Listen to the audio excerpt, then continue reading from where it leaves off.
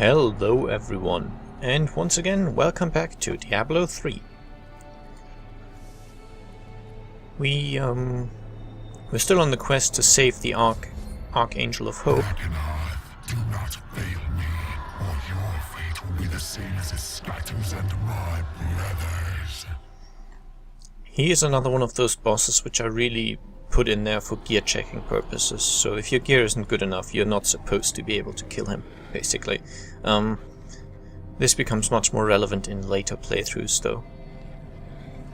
You think yourself free from the chains of fate, Nephilim, but all will kneel before Lord Diablo.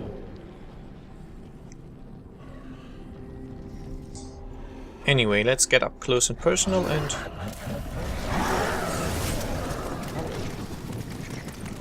see how it goes.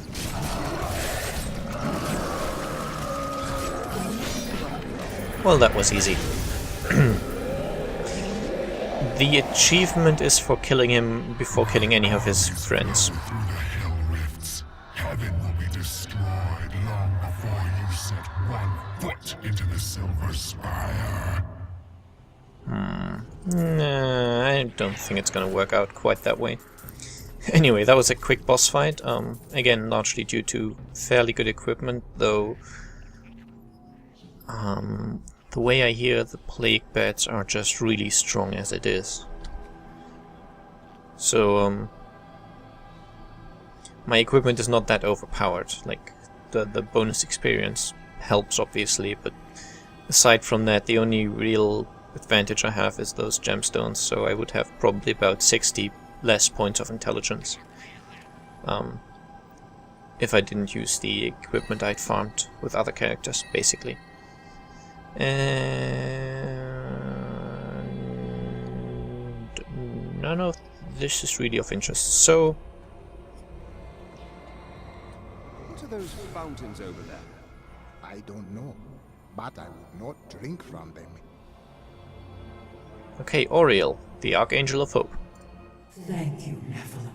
I hoped the scroll of fate was wrong, that harmony would once again fill this troubled realm. I see now that all hope lies in you. You are bound by the chains of fate no longer. With my blessing, you can now dispel Diablo's corruption. It hides the rifts which bring his cursed servants to this hallowed place. The rifts must be closed. I must say, I've never met a woman quite like her. Diablo nearly brought ruin to the heavens as despair bled into the angels' hearts.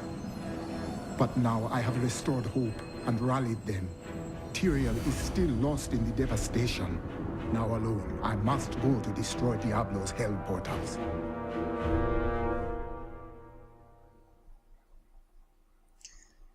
Okay, well that's a decent summary.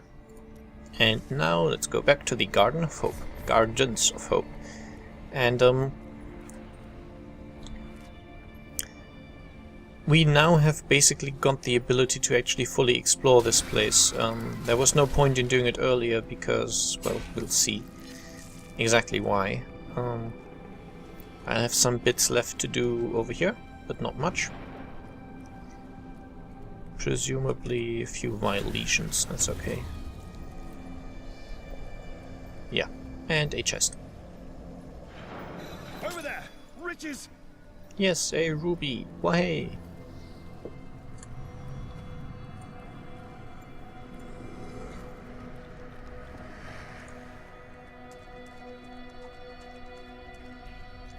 And as I said, I was not exploring this beforehand because these corrupt growths, I could not destroy them beforehand, basically. Only after. Okay. That shouldn't be hard to find around here. Only after defeating Rakanoth.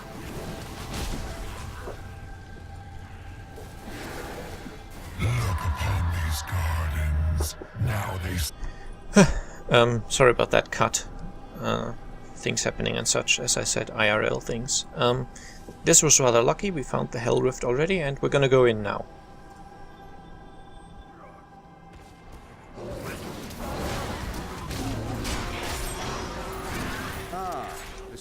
smell of sulfur and ash. The gateway should be nearby. Eh.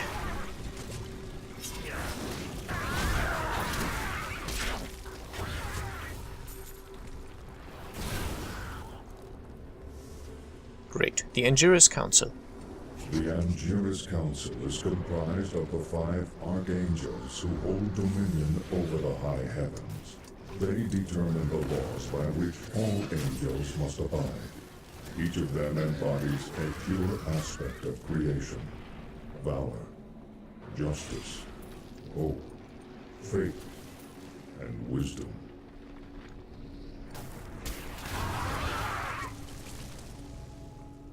Good. These are really small areas,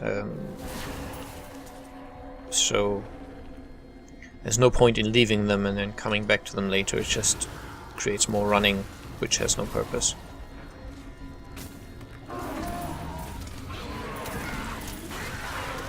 Your day comes. There we go.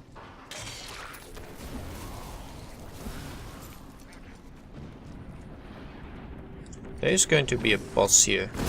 There always is. It's a big Mallet Lord, which I think we'll hear about. You think to destroy the Rift Oculus? My fiends will tear you apart. And he seems to be distracted by my fetishes. The Mallet Lords are brutal overseers, second only to the 7 evils themselves. The Mallet demons rule the seething outer reaches of the hells that surround the central realms, and have long refused to join any of the lesser evils' armies.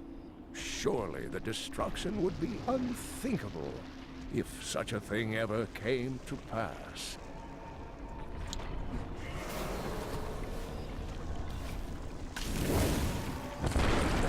Well done, Nephilim. Diablo's vile minions can no longer use this rift to find their way into the Silver City. Now only one rift remains. And conveniently enough, we get a portal to get out of here. That is not the only Hell Rift. The flow of my legions will not stop. And now we can continue exploring this place, basically, because we have to get to the next level for the second Hell Rift.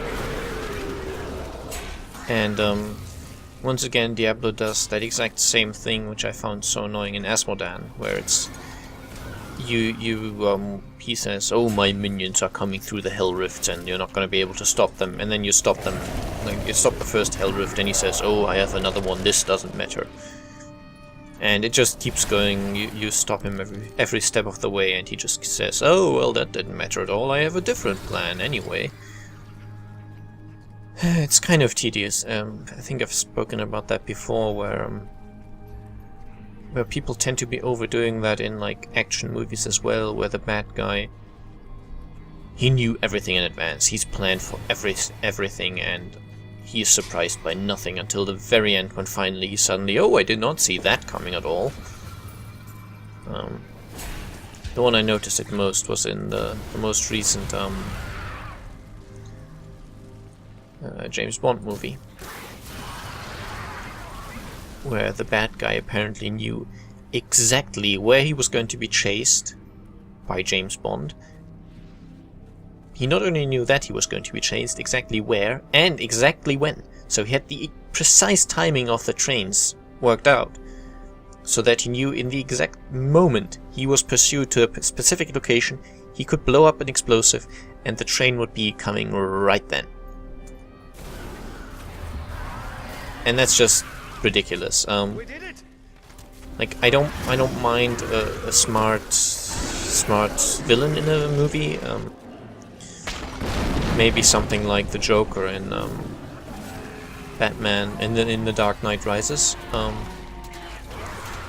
was it just the Dark Knight? The second Batman movie.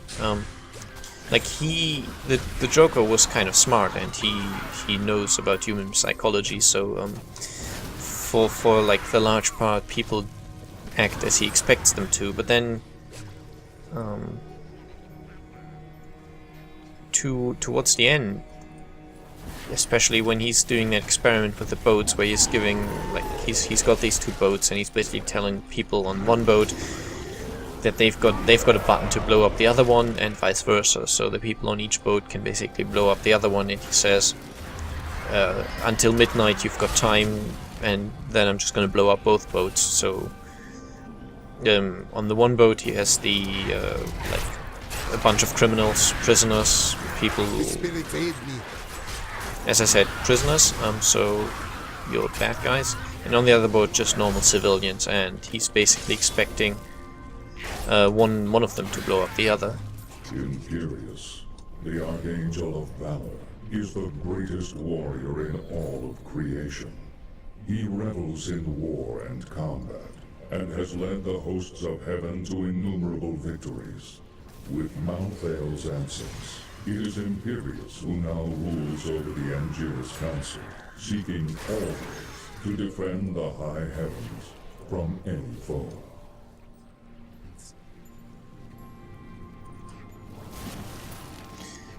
And it just doesn't work out the way he wants it, because neither boat blows up the other one. So he's not infallible like some other supervillains tend to be, in rather annoying ways. Like, it's cool. I see where it's cool if the bad guy is really powerful and difficult to defeat, and he's quite smart, not only strong. But there's a point where it becomes ridiculous, basically.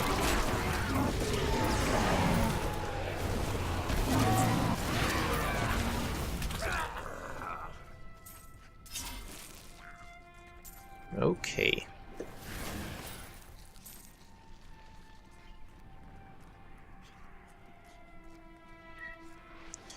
And of course here we have the exact same thing.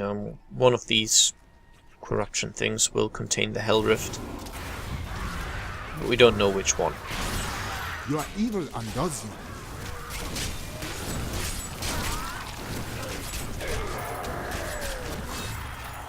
There has been much debate among the Horodrim regarding the shadow vermin.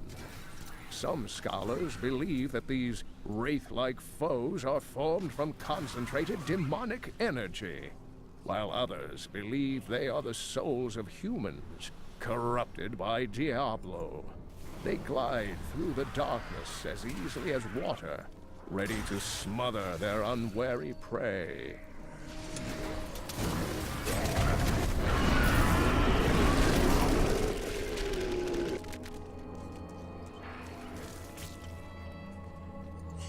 The siege attacks, which you have here, by the way, like, you still have stuff flying over and dropping grenades or something occasionally. They don't do much damage at all. Just like in, I think it was Act 3, where when you were on the battlefield or in Bastion's Keep. The type of siege attack that doesn't announce itself doesn't do much damage, presumably for reasons of fairness. Like, there were the ones where you see the circle on the ground before it hits, and those do a lot of damage because you can obviously avoid them, and not doing so is silly and, well, gets punishment, basically. But,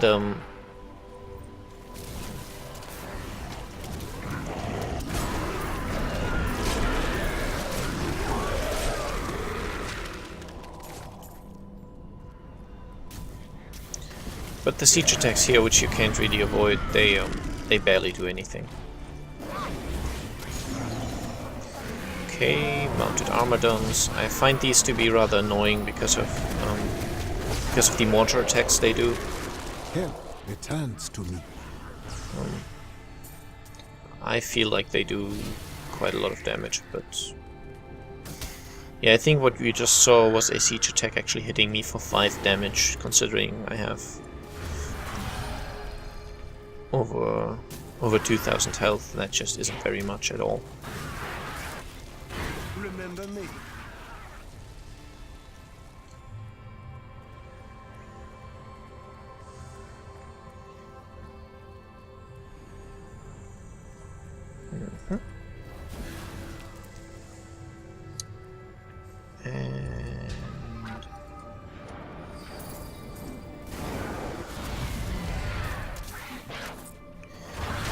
The well, corrupt growths.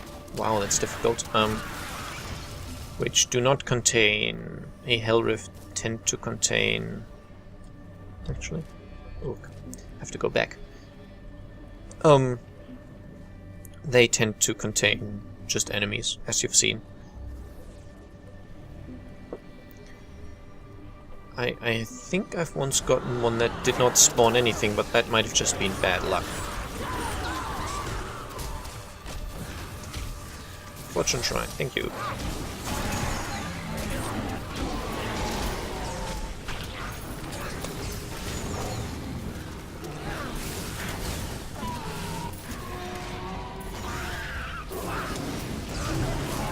And yeah, I do apologize for the frame rates. I've decreased quality slightly, but the problem is that recording just takes its toll on the processor. So if I stop recording, I easily get 30 frames at least all the time in this area.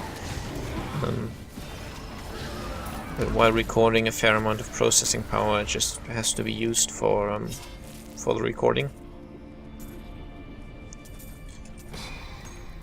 And sadly that has a noticeable impact on performance. But I think we're almost out of this kind of open area. The problem is that I don't know, these areas are not very well coded. There's rather a lot of all this background stuff, which isn't just background, it's all being rendered and calculated, and that obviously doesn't help. Okay, that's very good. I prefer finding the Hell Rift later, so it's nice that it's probably gonna be over there somewhere. Oh, here we are again, somehow finding small success in the face of certain failure. I think you may have a gift for it, my friend. Well, obviously. And it's not just small success, we just stopped like half the portals that Diablo used to bring his armies in here. And we've restored the Archangel of Hope. We've already killed 2 bosses. One thing that seems quite noticeable about Act 4, by the way, is that I believe they had intended it to be a lot longer.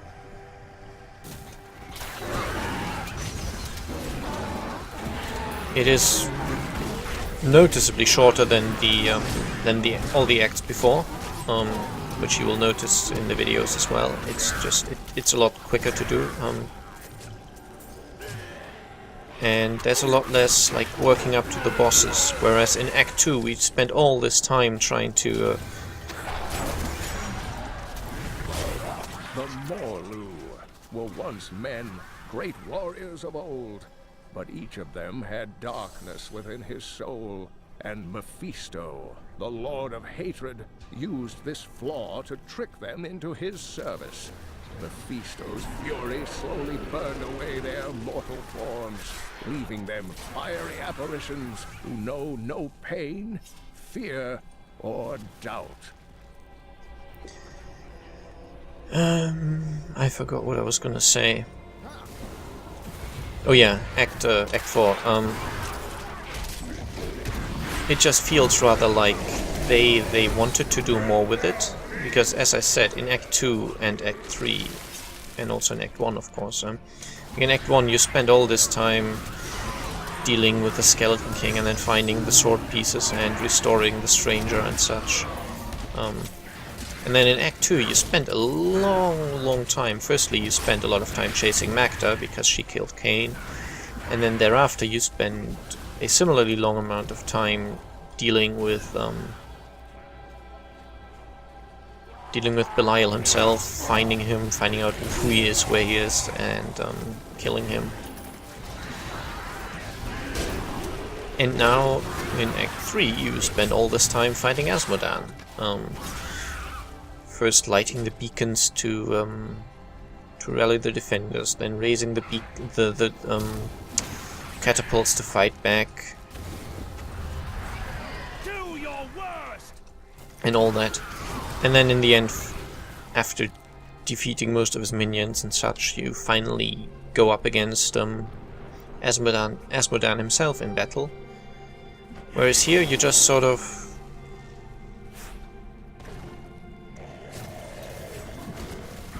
I don't know, you just fight your way to Diablo without much in the way of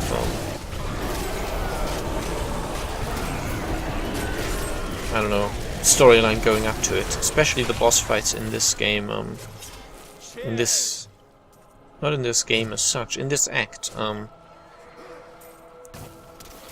I believe, like, the bosses themselves come from,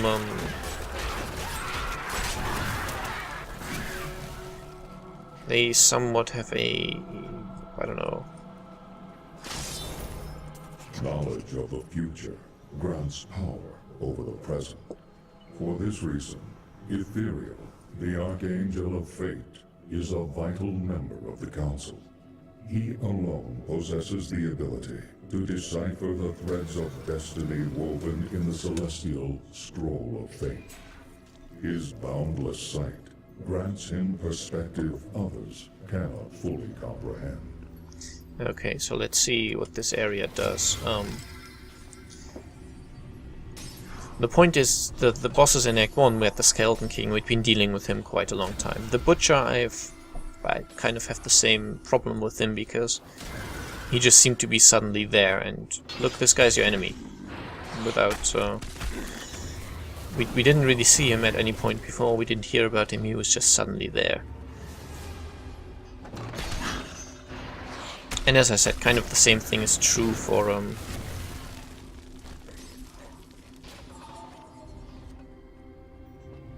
okay. How about please giving me a path? Thank you.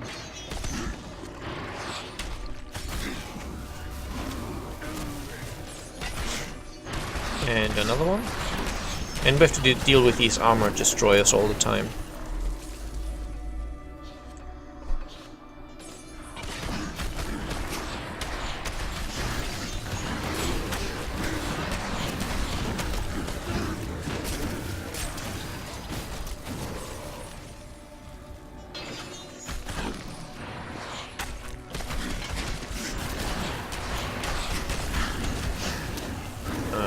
Okay, so can we get anywhere from here?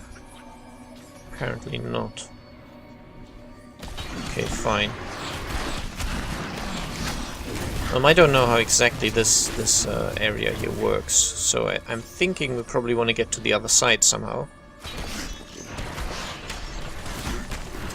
And I'm assuming we just have to find the correct way.